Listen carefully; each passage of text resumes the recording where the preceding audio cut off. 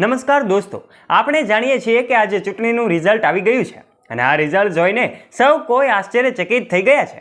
ત્યારે દોસ્તો, ઉત્તર પ્રદેશની મિર્ઝાપુર અને રોબર્ટસગંજ જેવી બેઠકો જ્યાં બીજેપીનું ગઢ માનવામાં આવે છે અને તે વિસ્તારની બેઠકો પર કોંગ્રેસ લીડ સાથે આગળ વધી રહી હતી। હાલમાં ઉત્તર પ્રદેશની 80 લોકસભા બેઠકોમાંથી 40 બેઠકો પર ઇન્ડિયા એલિયન્સની જીત જોવા મળી રહી છે, તો બીજેપીના નેતૃત્વમાં એનડીએએ 37 બેઠકો પર કમાન મેળવી છે। ત્યારે આ સ્થિતિમાં દિલ્હીના મુખ્યમંત્રી અરવિંદ કેજરીવાલનું એક નિવેદન સત્ય રીતે પ્રતીત થતું જોવા મળી રહ્યું છે। મોદી સરકારના અબ કી બાર 400 પારના એ સૂત્ર હવે ખોટા પડી રહ્યા છે। ત્યારે લોકસભા ચૂંટણીના પરિણામો દર્શાવે છે કે એનડીએને સૌથી વધુ નુકસાન યુપીમાં થયું છે। સીટો વધારવાની વાત તો છોડો, તે પોતાની સીટ પણ બચાવી શકી નથી। કોંગ્રેસ ગઠબંધને એમને સખત લડાઈ આપી છે અને એક રીતે તેમને હારના આરે લાવ્યા છે। તો ચાલો જાણીએ કે આ 5 કારણોના લીધે યુપીમાં ભાજપની રમત બગડી છે। વિડીયોમાં આગળ વધીએ તે પહેલા વિડીયોને કરી દેજો એક લાઇક અને ચેનલ પર નવા છો તો બેલ આઇકન દબાવીને અવશ્ય સબસ્ક્રાઇબ પણ કરી લેજો। નંબર 1 પર ઉમેદવારીની પસંદગી। ચૂંટણીની શરૂઆત થતાં જ ભાજપે ઉમેદવારોની પસંદગીમાં ઘણી ભૂલો કરી હોય એવું લાગી રહ્યું હતું। સ્થાનિક લોકોના ગુસ્સાને અવગણીને એવા લોકોને ટિકિટ આપવામાં આવી હતી જે કદાચ મતદારોને પસંદ ન હોય। તેથી ઘણા મતદારો કે જેઓ ભાજપને મત આપતા હતા તેઓ તેમના ઘર છોડવાનું યોગ્ય માનતા ન હતા। કાર્યકરોને પણ પોતાના ખોટા ઉમેદવારોની પસંદગી ગમતી ન હતી અને તેઓએ તેમની ઈચ્છા મુજબનું કામ કર્યું ન હતું। પરિણામે ભાજપને મળેલા મતોની ટકાવારીમાં ભારે ઘટાડો જોવા મળી રહ્યો છે।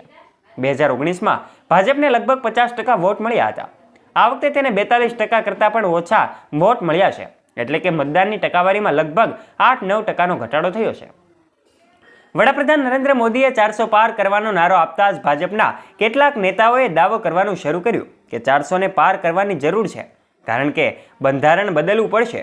કોંગ્રેસ અને સપાએ તેને અનામત સાથે જોડી દીધું। દાવો કર્યો કે ભાજપને એટલી બધી બેઠકો જોઈએ છે જેથી તે બંધારણ બદલી શકે અને અનામતોનો અંત લાવી શકે। આ સમાચાર દલિતો અને ઓબીસીમાં ખૂબ જ ઝડપથી ફેલાઈ ગયા હતા અને પરિણામે એનું કારણ પણ હોઈ શકે તેના વોટના ઘટાડો થયો છે। ઘણી જગ્યાએ દલિતો કોંગ્રેસ ગઠબંધન તરફ આગળ વધતા જોવા મળ્યા છે। ભાજપ સરકાર પર સતત આરોપો લગાવવામાં આવી રહ્યા છે કે તેઓ નોકરીઓ આપી શકતા નથી, પેપર લીક થાય છે, આ માટે કોઈ નક્કર વ્યવસ્થા કરવામાં આવતી નથી। ઘણી વખત જે વિદ્યાર્થીઓ યુવાનો હોય છે કે જેમણે તૈયારી કરેલી હોય છે અને સ્પર્ધાત્મક પરીક્ષાઓ આપવા માટે જાય છે ત્યારે પેપર લીક કાંડ થાય છે, ત્યારે આ યુવાનો વર્ષોથી સ્પર્ધાત્મક પરીક્ષાઓની તૈયારી કરતા હોય છે અને જ્યારે પેપર લીક કાંડ મુદ્દે સાંભળે છે ત્યારે એમને હોસલો તૂટી જતો હોય છે। ત્યારે આ બાબતને પણ ધ્યાનમાં રાખીને અનેક યુવાનોએ પોતે એક આત્મસમજણથી મતદાન આપવાનું વિચાર્યું છે અને હવે તેમની ઉંમર વધી રહી છે, તેઓ પરીક્ષા આપી શકતા નથી। યુવાનોમાં આ એક મોટો મુદ્દો હતો। આ કારણોસર ગ્રાઉન્ડ પર મોટી સંખ્યામાં યુવાનો ભાજપથી ભારે નારાજ જણાતા હતા અને જેની અસર પણ મતોમાં જોવા મળી રહી છે। આ ઉપરાંત દોસ્તો, જો અમે વાત કરીએ તો શેર બજાર પર પણ મોદી સરકારના સીટો જવાની અસર થઈ છે। ત્યારે આજનું શેર બજારનું માર્કેટ પણ તમે જોઈ શકો છો। આજે અનેક ઇન્વેસ્ટરોને ખૂબ મોટું નુકસાનનો સામનો કરવો પડી રહ્યો છે।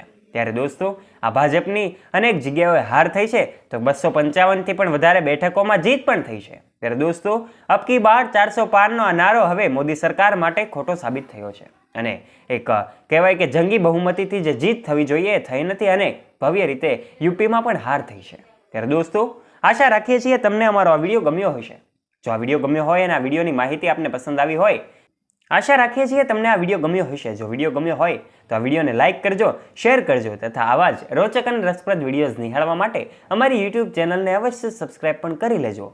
સાથે પણ નીચે રહેલું બેલ આઇકન પ્રેસ કરજો, જેનાથી અમારા અવનવા વિડીયોઝની નોટિફિકેશન જલ્દી મળતી રહે આપને સૌથી પહેલા। ફરી મળીશું એક નવા વિડીયો સાથે, ત્યાં સુધી આપ સૌ દોસ્તોને જય હિન્દ, જય ભારત, ધન્યવાદ।